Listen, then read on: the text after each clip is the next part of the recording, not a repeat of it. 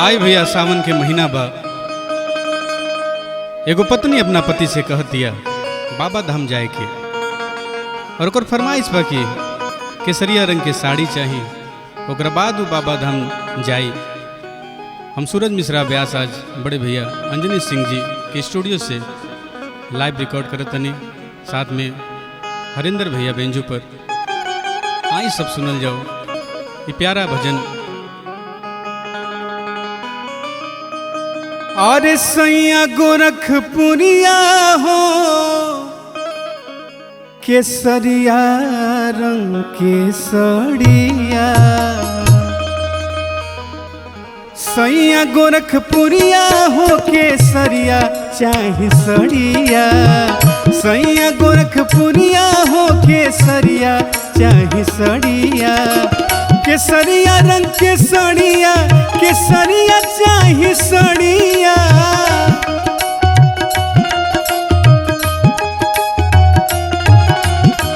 केसरिया चाहे सड़िया केसरिया रंग के सड़िया, बनब हम कंवरिया हो केसरिया रंग के सड़िया, बनब हम कंवरिया हो केसरिया रंग के सड़िया।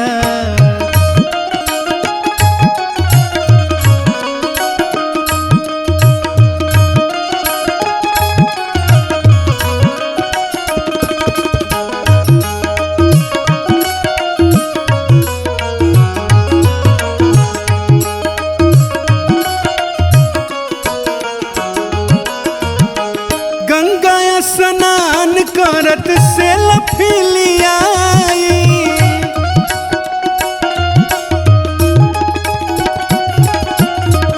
इंस्टाग्राम और फेसबुक पर डलाई,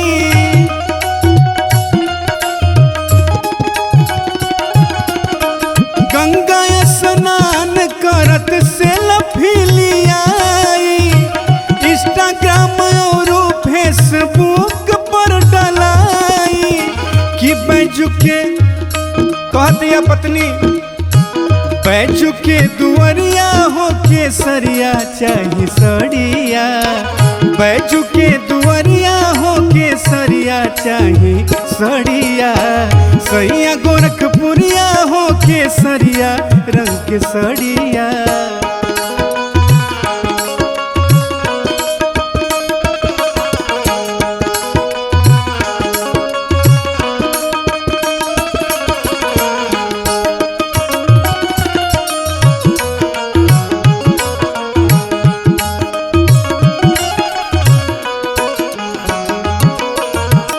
भोलायण भंगिया के मन भावे भंगिया,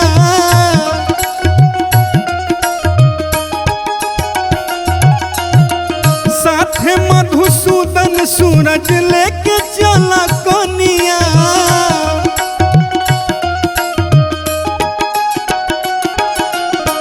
भोलायण भंगिया के मन भावे भंगिया, साथे मधुसूदन सूरज लेके चला कनिया।